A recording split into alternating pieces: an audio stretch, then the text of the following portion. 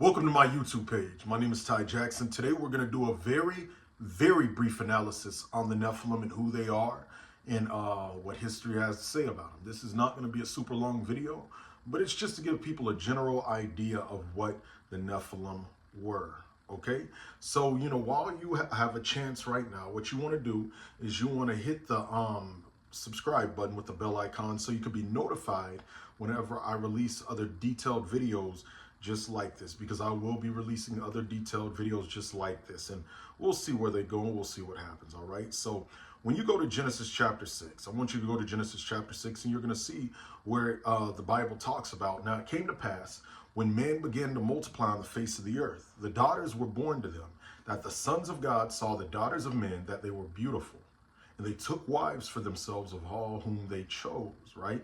And the Lord said, my spirit shall not strive with man forever, for he is indeed flesh, yet his days shall be 120 years.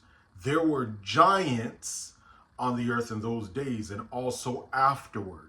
Say it with me, afterward. Because so many people ask me, well, Ty, how did the Nephilim, I thought they were only here before the flood. They were there afterward as well. Okay, you remember Goliath? You remember they were giants. So right here, it says, there were giants on the earth in those days and also afterward, when the sons of God came into the daughters of men, and they bore children to them. Those were the mighty men of old, the men of renown. Now, when you go to Genesis chapter 6, verse 4, the word that's actually used there in link for giants is Nephilim. Okay, some translations will say Nephilim. Now, the Hebrew word, because remember, the Old Testament was written in Greek, not Greek, but the Old Testament was written in Hebrew. Moses wrote this in Hebrew. And the Hebrew word that's used here is Nephil, right? And it means giants, okay? One before the flood, one after the flood. And this is according to Strong's Concordance. So we already have it established that there was a point in time in human history where you had the Nephilim, and they were the product of fallen angels mating with human women and having these contorted forms of creation being born. All right. Now, something intriguing to note is this. For one, it's interesting because the Bible said that the sons of God saw the daughters of men, that they were beautiful. These were angels. So it's possible for angelic and spiritual beings to see human beings and believe that they are attractive. That's just a little nugget for you, all right? But something else interesting to note here is in history, you have Jewish historian by the name of Josephus. I want you to listen to what he notates here in one of his texts. He says they told him, right? They told him that they found at Hebron the giants. Accordingly, these spies who had seen the land of Canaan, when they perceived that all these difficulties were greater there than they had met with since they came out of Egypt, they were all frightened at them themselves and endeavored to affright the multitude also. So I want you to listen to this next part, okay? For which reason they removed their camp to Hebron. When they had taken it, they slew the inhabitants. There were till then left the race of giants who had bodies so large, and countenances so entirely different from other men, that they were surprising to the sight and terrible at the hearing. The bones of these men are still shown to this very day.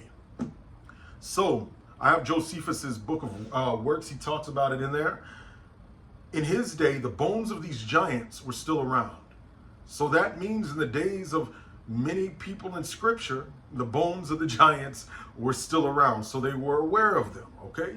Even Jesus was aware of it, of course, number one, because he's God in the flesh, obviously, and he knows this happened. So when he said, as in the days of Noah, so it'll be in the days of the coming of the Son of Man, in his mind, it would have been about the Nephilim as well. A modern day Nephilim type of upbringing. And we could see that spirit moving through AI, artificial intelligence. I'm not saying that AI is a sin in itself, but we know that the enemy is trying to use AI to merge human beings with machine to create a godlike creature, which is intriguing. That's what they're literally trying to do. I'm not just saying this. I've read news articles about it, and I've done videos on it. So ultimately, these giants, the offspring of the fallen angels, right? The sons of God, who fell when they slept with human women. Their countenances were different from other men, and that they were surprising at the sight and terrible at the hearing. I want you to imagine if you saw something like that walking around nowadays.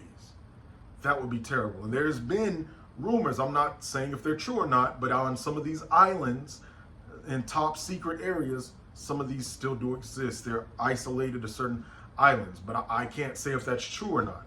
But I just find that intriguing. So this was just a very brief analysis on the Nephilim, who they were, and all that type of stuff, okay? So listen, if you like content like this and you want to see other videos, hit the like button. That'll let YouTube know that you like this video. In addition to that, hit the bell icon so you can be notified whenever I upload, all right? And check out the other videos on my page.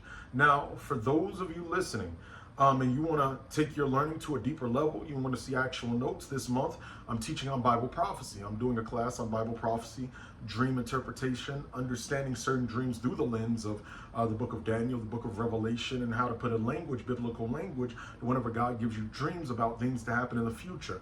I'm also teaching on spiritual warfare, you know, like spirits of incubus, succubus, spirits of lust attacking you in your sleep, what to do, what it means, the history of it, and a lot more. For those of you that want to be a part of this and you want me to email it to you the final 3 days of the month, click the Eventbrite link in my YouTube bio, okay? That's where you can sign up. But the deadline right now it's on August 29th. So from today, it's like 4 or so days away from this video being uploaded. So there's not much time left to sign up. If you want to sign up, go ahead and do it, all right? Love you guys. Hit the bell icon to be notified when I upload again. Peace.